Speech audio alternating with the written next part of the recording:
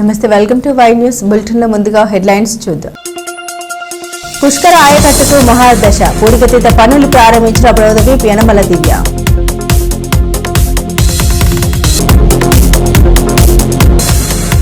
జగన్పై వైఎస్ షర్మిల సంచలన ఆరోపణ, కేసీఆర్ తో కలిసి తన ఫోన్ను ట్యాంపరింగ్ చేశారన్న పీసీసీ చీఫ్. యోగాంధ్రకు సర్వం సిద్ధం, విజయనగరంలో హోంమంత్రి సమీక్ష.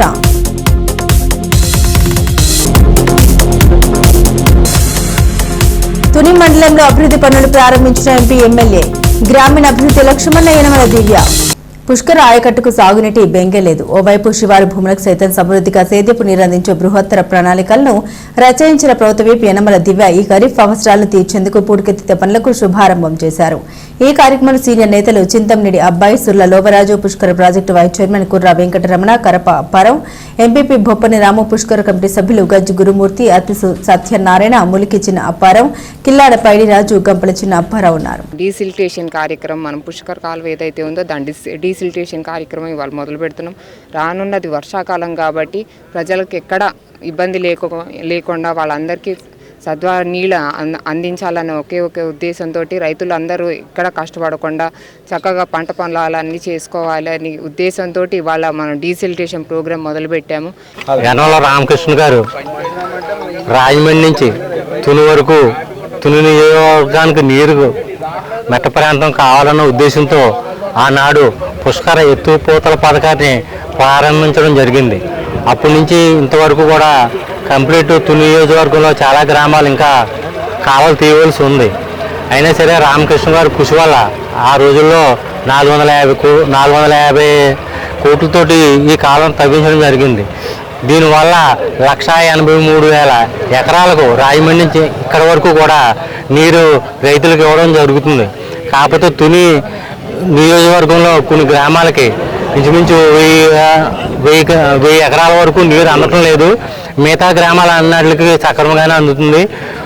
ఆనాటి నుంచి ఈనాటి వరకు రామకృష్ణ గారు ఖర్చు పెట్టిన డబ్బే తప్ప ఇంతవరకు ₹1 కూడా ఖర్చు పెట్టలేదు.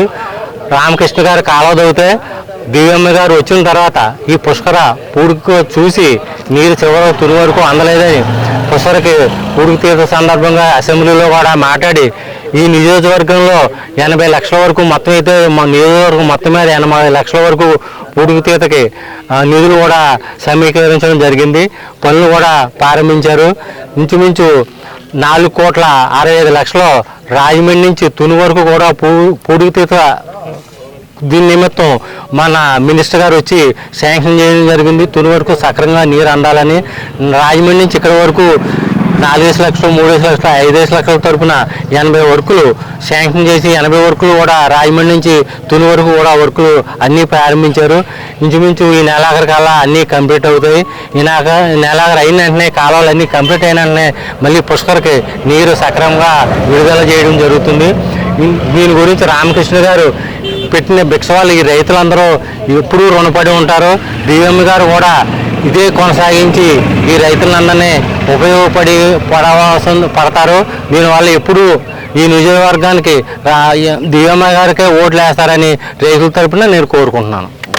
అన్నవరం రిజర్వాయర్ ఉండగా, పంపా రిజర్వాయర్ ఉండగా మాకు తుని మండలానికి మెట్ట ప్రాంతంగా అన్నవరం నుంచి ఇలాగ ఎత్తుకొని గౌరపేట, తేటకుంట, టి వెంకటాపురం, తిమ్మాపురం, హెచ్కొత్తూరు, అలాగే అంశవరం, వల్లూరు, అగ్రహారం, చామవరం, పాల్తేరి, అలాగే పైటకొండ, రమారమిగా 14 గ్రామాలు మెట్ట ప్రాంతాలుగా ఉండగా వర్షం వస్తేనే పంటలు పండటం, వర్షం రాకపోతే పంటలు లేకపోవడం, చేలు పొడుచుకున్న తర్వాత కోత టైంకి రాలబట్టి కొట్టదశలో నీరు లేకపోవడంతో పశువులకు కూడా కనీసం ఒట్టిగడ్డి కూడా లేకోకుండానే పరిస్థితులు ఉండేది.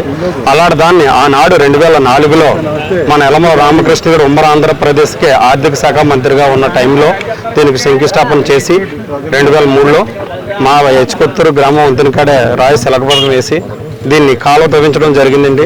అప్పుడు ఎలక్షన్ల టైంలో ఇది దొంగ కాలువ అని ఒక పుకారు పెట్టి ఎలక్షన్ కోసం దొంగ కాలువ చేశారు దీన్ని అని చెప్పి అప్పుడున్న కాంగ్రెస్ నాయకులు కానీ వైఎస్ఆర్ నాయకులు కానీ విమర్శించడం రమ్మరమ్మగా జరిగేది.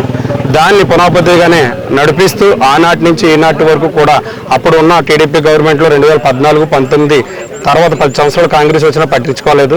తర్వాత 14-15 వచ్చిన తర్వాత కడకి నీళ్ళు అందించి ఆ 5 సంవత్సరాలు కూడా నీరు ఇవ్వడం జరిగింది.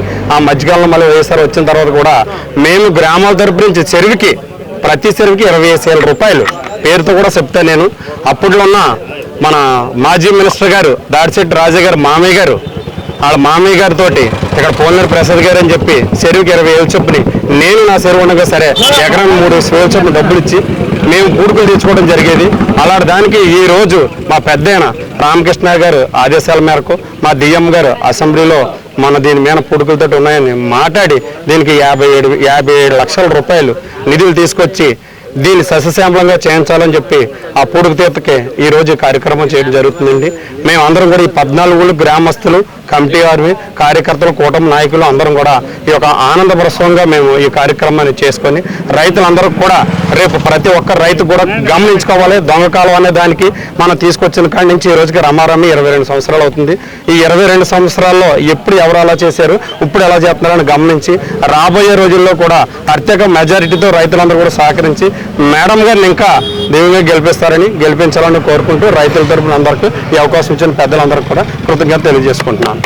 మన పుణె నియోజకవర్గం దివ్య మేడం గారు నెగ్గిన వెంటనే మన కుశల కాలకి నెగ్గిన తర్వాత వెంటనే 2 నెలల్లోనే ఇదే రోజుల్లో మన కాలగా తవ్వించడం అయిందండి.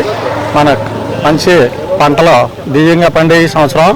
అలాగే ఇప్పుడు మళ్ళీ గ్యాంట్లో రిలీజ్ చేసి మళ్ళీ ఒల్లూరు, పాలతేరు, అగ్గిరారం, కొత్తూరు, వెంకటాపురం, తిమ్మాపురం, గవరపేట వరకు కూడా శాంక్షన్ చేశారు. ఇప్పుడు ఈ మంచి పొందన మళ్ళీ జనాల్లో వచ్చింది.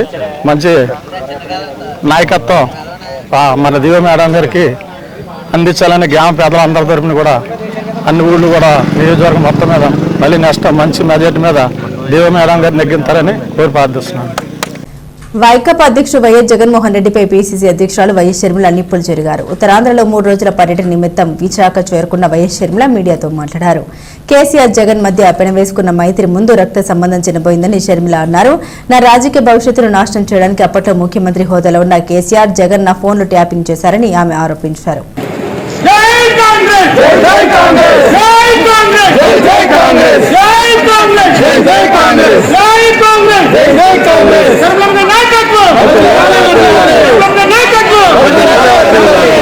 నా ఇంట్లోనే నా ముందరే ఫోన్ ట్యాపింగ్ చేసిన ఆడియోలు నాకే వినిపిస్తే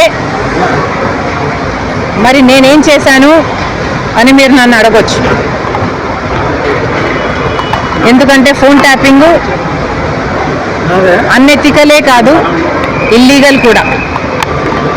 మరి అంత పెద్ద విషయాన్ని మా ఇంట్లో నా ముందరే బయట పెడితే నేనేం చేశాను అని మీరు నన్ను ప్రశ్నించవచ్చు. కానీ ఇక్కడ నేను చెప్పాలనుకున్న సంజాయిషి ఏమిటంటే, అప్పట్లో ఒకవైపు తెలంగాణలో కేసీఆర్ గారు ముఖ్యమంత్రిగా ఉన్నారు, ఆంధ్రప్రదేశ్లో జగన్మోహన్ రెడ్డి గారు ముఖ్యమంత్రిగా ఉన్నారు. ఇటు తెలంగాణలోనైనా ఇటు ఆంధ్రాలోనైనా కేసీఆర్ గారు, జగన్మోహన్ రెడ్డి గారు చేస్తున్న అరాచకాలతో పోలిస్తే ఫోన్ ట్యాపింగ్ అంశం చాలా చిన్నదిగా కనిపించింది. ఒకవైపు జగన్మోహన్ రెడ్డి గారికి నేను తోడబుట్టిన చెల్లెలిని, ఆ విషయం కూడా మర్చిపోయి, రాజశేఖర రెడ్డి గారి బిడ్డనని మర్చిపోయి, జగన్మోహన్ రెడ్డి గారు నేను రాజకీయంగా ఆర్థికంగా ఎదగకూడదు అన్న ఉద్దేశంలో నన్ను ఎలాగైనా సరే నా భవిష్యత్తును పాతిపెట్టాలి అన్న ఉద్దేశంతో ఎన్నో చేశారు. అందులో భాగం ఫోన్ ట్యాపింగ్లు అయితేనేమి, నా మీద నిఘా పెట్టడం అయితేనేమి, నేను మాట్లాడుతున్న వాళ్ళని ట్రాక్ చేయడం అయితేనేమి, నాకు రాజకీయంగా బలమయ్యే వాళ్ళని లేక నాకు సపోర్ట్ చేసే వాళ్ళని బెదిరించడం అయితేనేమి, ఇలాంటివి ఎన్నో చేశారు. అందులో భాగంగానే ఈ ఫోన్ ట్యాపింగ్ కూడా చేశారు. జగన్మోహన్ రెడ్డి గారు నా మీద చేసిన అత్యాచారాలలో ఫోన్ ట్యాపింగ్ అనేది చాలా చిన్నది. అసలు నేను ఊపిరి తీసుకోవడమే కష్టం చేశారు జగన్మోహన్ రెడ్డి గారు. కనుక ఆ రోజుల్లో నేను తెలంగాణలో పొలిటికల్ అరీనాలో ఉన్న, కేసీఆర్కి వ్యతిరేకంగా పోరాటం చేస్తున్న, జగన్మోహన్ రెడ్డి గారికి ఏ సంబంధం లేనప్పటికీ నన్ను తొక్కేయాలి అనే గట్టి ప్రయత్నం చేస్తున్నాడు. ఇంతమంది ఇన్ని ఫోర్సెస్తో పోరాటం చేయడం వాస్తవానికి నాకు చాలా కష్టంగా ఉండింది. Therefore, I could not fight every battle. I had to choose which battle to fight, and ఆ టైంలో I could not afford to fight this phone tapping issue. నేను ఏ పోరాటాలు చేయాలి అన్నది నా సర్వైవల్ కోసం నేను పోరాటాలు చేస్తున్నా. కాబట్టి ఆ పర్టికులర్ టైంలో ఫోన్ ట్యాపింగ్ ఇష్యూ మీద నేను పోరాటం చేయలేకపోయినా, in spite of knowing that it's illegal, unethical and against my constitutional rights. కానీ ఇప్పుడు నేను చెప్తున్నాను, ఫోన్ ట్యాపింగ్ జరిగిన మాట వాస్తవం, ముమ్మాటికి నిజం. ఈ కాన్వర్జేషను సుబ్బారెడ్డి గారు వైసీపీ నాకు సొంతంగా వినిపించింది. ఇది నిజం. కాబట్టి ఇప్పటికైనా నేను అప్పుడు చేయలేని పోరాటం, ఇప్పుడు ప్రభుత్వాలు మారాయి, ఇక్కడ రేవంత్ అన్నగారు ఉన్నారు, అక్కడ చంద్రబాబు గారు ఉన్నారు.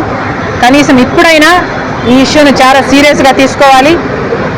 ఎక్కడ ఏ ఎంక్వైరీకి రమ్మన్నా నేను కూడా రావడానికి సిద్ధంగా ఉన్నాను. తప్పు జరిగింది, ఆ తప్పుకి శిక్ష కూడా పడాల్సిన అవసరం ఉంది. అంటే ఎంక్వైరీనైనా 15 నెలల నుండి అతీగతి లేకుండా పోయిన అగ్రహారం వల్లూరు రహదారి పునర్నిర్మాణ పనులకు ఎమ్మెల్యే యనమల దివ్య 40 లక్షల రూపాయలు మంజూరు చేయించారు.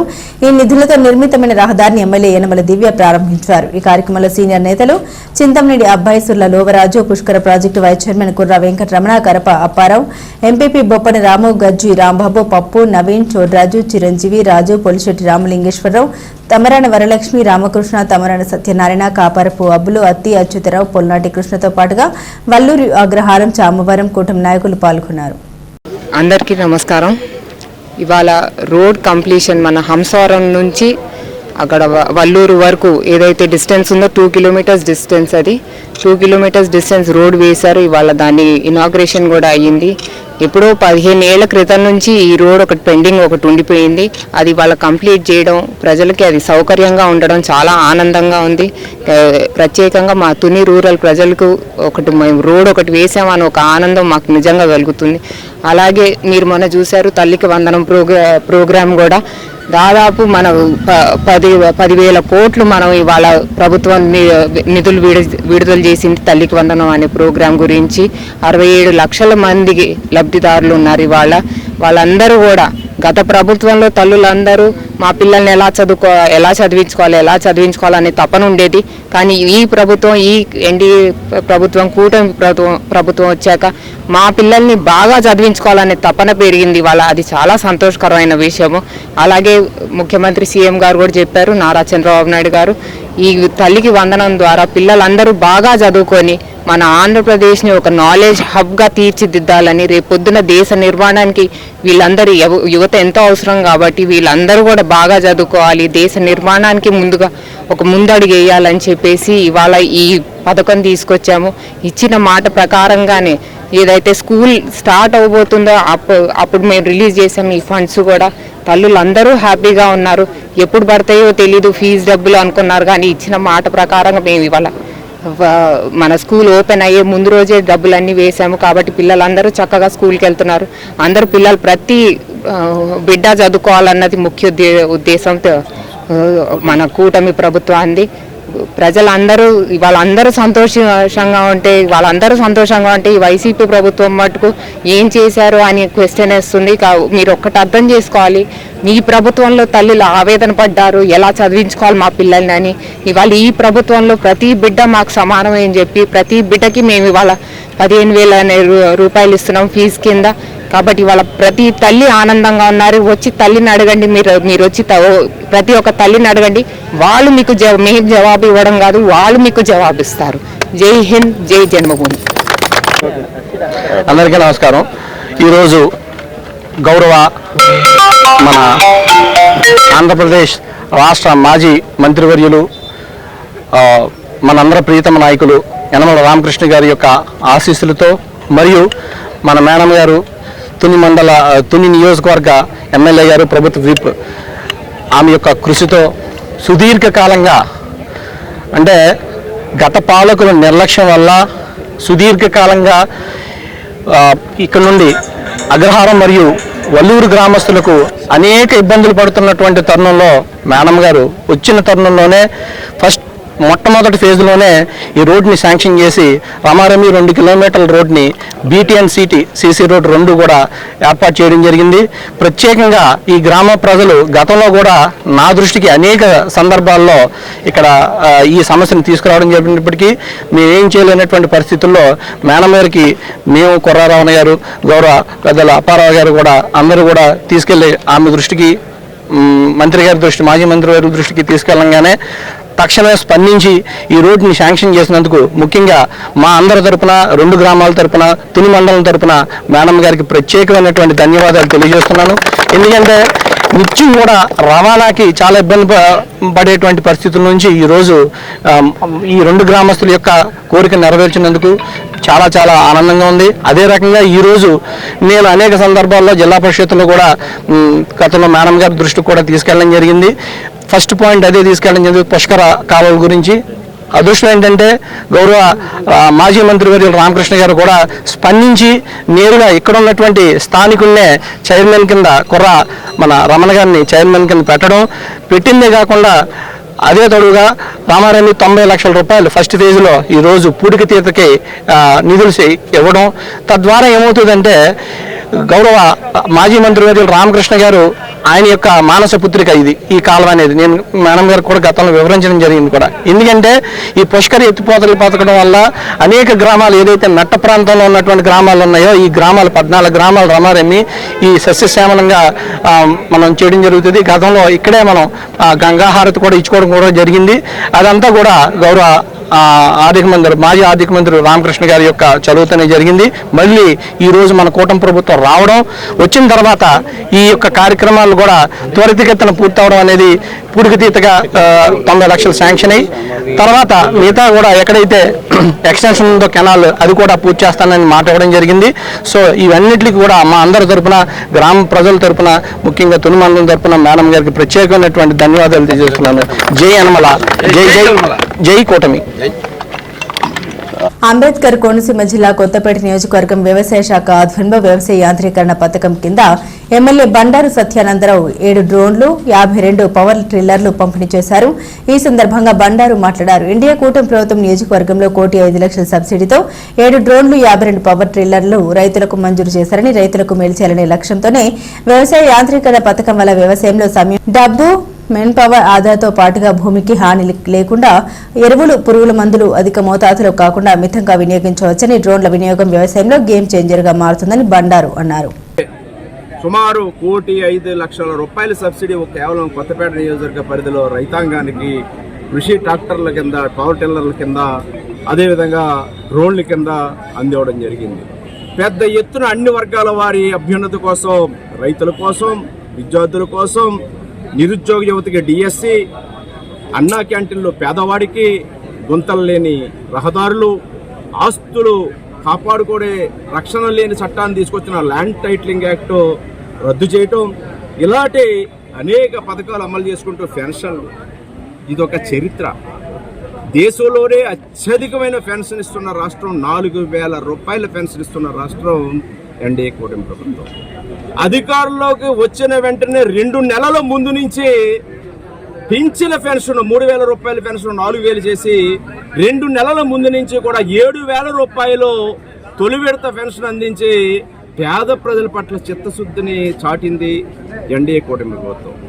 ఇటువంటి ప్రభుత్వాన్ని మీరు ఏదో విధంగా వైసీపీ పార్టీ ప్రజలు మర్చిపోయే రోజు వచ్చిందని భయపడి తప్పుడు ప్రచారాలు, ఇలాంటి విష ప్రచారాలు చేస్తూ ఉన్నారు. అవి కట్టి పెట్టండి, లేకపోతే మీ అడ్రస్ గల్లంతో ఉన్న అడ్రస్ కూడా కోల్పోతారని ఈ సందర్భంగా హెచ్చరిస్తాం. యోగా జీవన విధానంలో భాగం కావాలనే ఉద్దేశంతో ప్రధాని మోదీ యోగా కార్యక్రమానికి అత్యంత ప్రాధాన్యత ఇస్తున్నారని, ఒకే రోజు ఒకే చోట 5 లక్షల మందితో విశాఖపట్నంలో జరిగే ఈ కార్యక్రమాన్ని విజయవంతం చేయాలని విజయనగరం జిల్లా ఇన్ఛార్జ్ మంత్రి వంగలపూడి అనిత పిలుపునిచ్చారు. కలెక్టరేట్ సమావేశ మందిరంలో ఇన్ఛార్జ్ మంత్రి, రాష్ట్ర రెవెన్యూ శాఖ మంత్రి అనగాని సత్యప్రసాద్, రహదారులు భవనాల శాఖ మంత్రి బీసీ జనార్దన్ రెడ్డితో కలిసి ఈ నెల 21న నిర్వహించే యోగా కార్యక్రమంపై 3 పార్టీలకు చెందిన ప్రజాప్రతినిధులతో, అధికారులతో సమీక్షించారు. ఈ సందర్భంగా ఇన్ఛార్జ్ మంత్రి మాట్లాడారు. ప్రధాని పిలుపు మేరకు రాష్ట్రంలో అత్యంత ప్రతిష్టాత్మకంగా నిర్వహించాలని ముఖ్యమంత్రి నారా చంద్రబాబు నాయుడు దీక్ష బూడారని, ఇందుకు ప్రతి ఒక్కరి సహకారం అవసరమని తెలిపారు. నెల రోజుల నుండి యోగా కార్యక్రమాలు నిర్వహిస్తూ ప్రజలందరినీ సన్నద్ధం చేయడం జరుగుతుందని తెలిపారు. ఇన్ఛార్జ్ మంత్రి మాట్లాడుతూ ప్రధాని పిలుపు మేరకు రాష్ట్రంలో అత్యంత ప్రతిష్టాత్మకంగా నిర్వహించాలని ముఖ్యమంత్రి నారా చంద్రబాబు నాయుడు దీక్ష బూనారని, ఇందుకు ప్రతి ఒక్కరి సహకారం అవసరమని తెలిపారు. నెల రోజుల నుండి యోగా కార్యక్రమాలు నిర్వహిస్తూ ప్రజలందరినీ సన్నద్ధం చేయడం జరుగుతుందని తెలిపారు. విశాఖపట్నంలో ఒకే రోజున ఒకే వేదిక నుండి 5 లక్షల మంది యోగా చేయడం ద్వారా దేశమంతా వైజాగ్ వైపు చూస్తుందని, అంతేకాకుండా గిన్నిస్ బుక్ లో స్థానం సంపాదిస్తామని అన్నారు.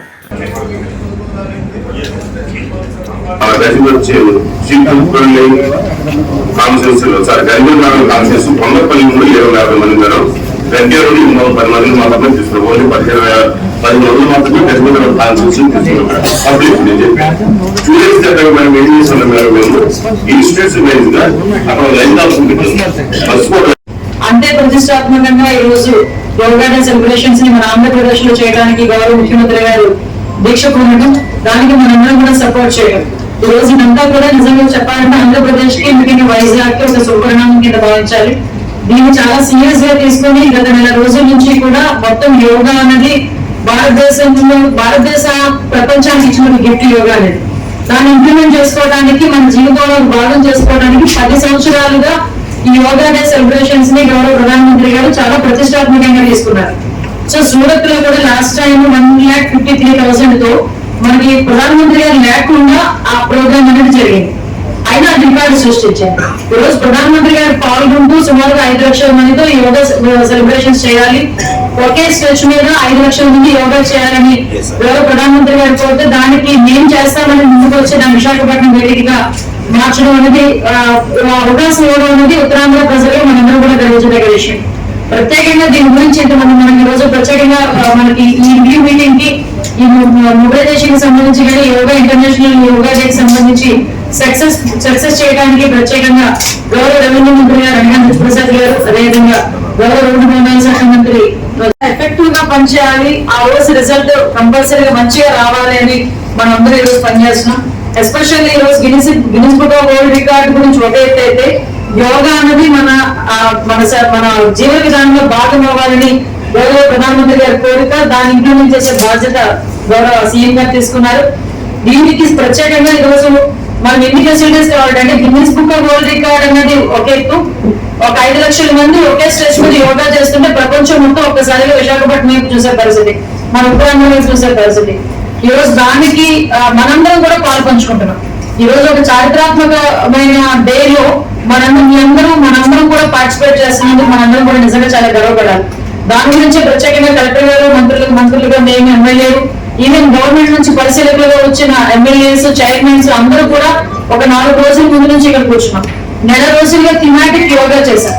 నెల రోజుల నుంచి కూడా ప్రతి ఒక్క సచివాలయ పరిధిలోని కూడా యోగా అన్నది వాళ్ళకి ప్రిపేర్నెస్ ఉండాలి, వాళ్ళకి జీవితంలో భాగం చేయాలనే ఉద్దేశంతో ఒక్కొక్క జిల్లాలో, ఇప్పుడు విజయనగరం జిల్లాలో ఎన్ఆర్జీఎస్ వర్కర్స్ చేత ఒక థీమాటిక్ యోగా జరిగింది.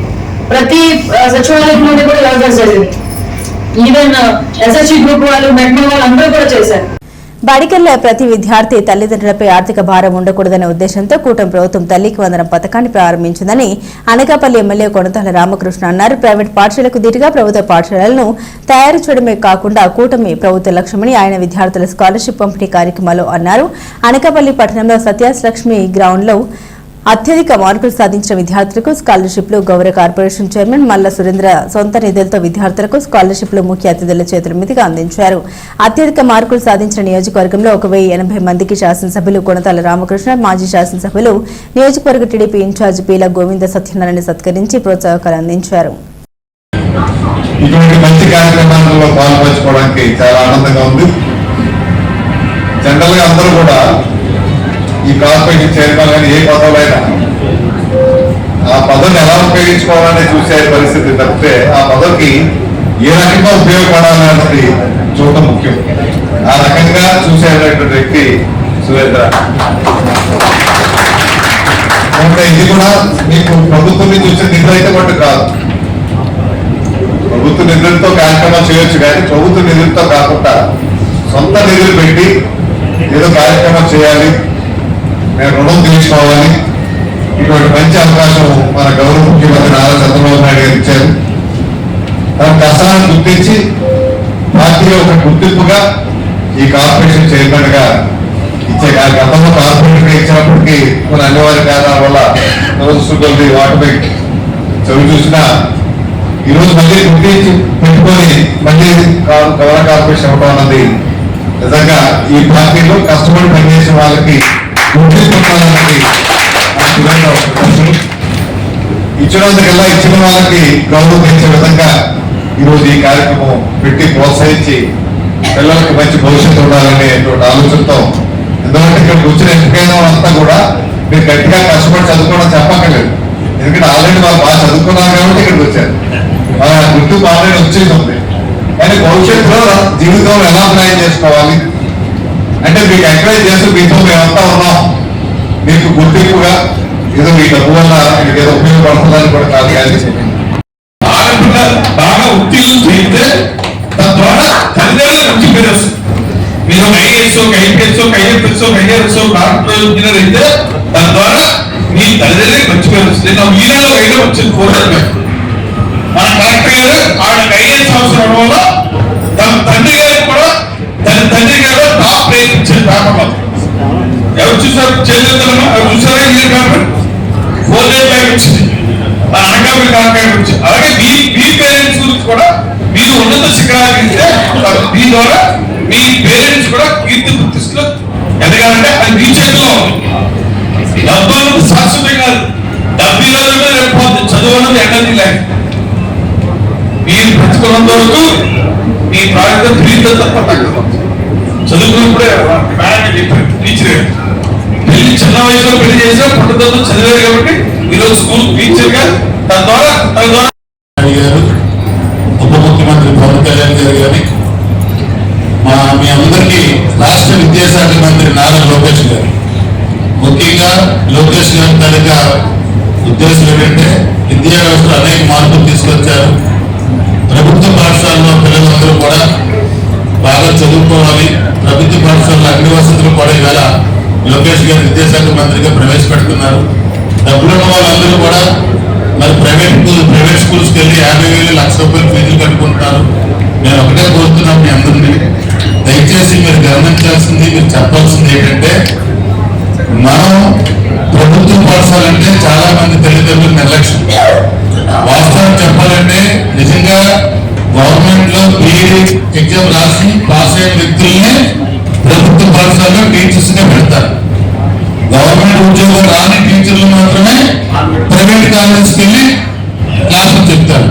కానీ మనం పాస్ అయ్యి ఉద్యోగం రాని వ్యక్తి ప్రైవేట్ కాలేజీలో చెప్తున్నాడు, పాస్ అయ్యి ఉద్యోగం సంపాదించిన వ్యక్తి గవర్నమెంట్ స్కూల్లో చెప్తున్నారు. కానీ మన ప్రభుత్వ పాఠశాలలో నిర్లక్ష్యం బాగా చెప్పండి. దయచేసి ఆ రోజులు పోయి మీరు ఎక్కడో ప్రైవేట్ స్కూల్స్కి వెళ్ళి సంవత్సరానికి 50,000 ఫీజు కట్టుకొని బుక్స్ కి, యూనిఫామ్ కి, ఫుడ్ కి, షూస్ కి ఇన్ని రకాలుగా మీరు మీ ఆదాయాన్ని అంతా కూడా ఈ చదువులో మీరు చాలా వేస్ట్ చేసుకుంటున్నారు. దయచేసి మీరు గమనించండి. వ్యవస్థ మారింది, ప్రభుత్వం మారింది, ప్రభుత్వానికి మీరు స్ట్రైట్ వేగా 90% ఓట్లేసి తెప్పించుకున్నారు కాబట్టి ఆ ప్రభుత్వంలో ఉన్న మనుషులు అందరినీ నాకు ఈరోజు చంద్రబాబు నాయుడు గారు మా కూటమి ప్రభుత్వం గౌరవకార్పొరేషన్ బులెటిన్ ముగించే ముందు హెడ్లైన్స్ మరోసారి. పుష్కర ఆయకట్టుకు మహాదశ, పూడికతీత పనులు ప్రారంభించిన ప్రభుత్వ విప్ యనమల దివ్య.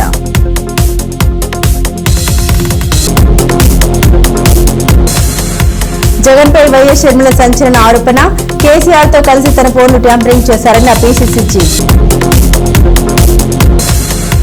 యోగాంధ్రకు సర్వం సిద్ధం, విజయనగరంలో హోంమంత్రి సమీక్ష.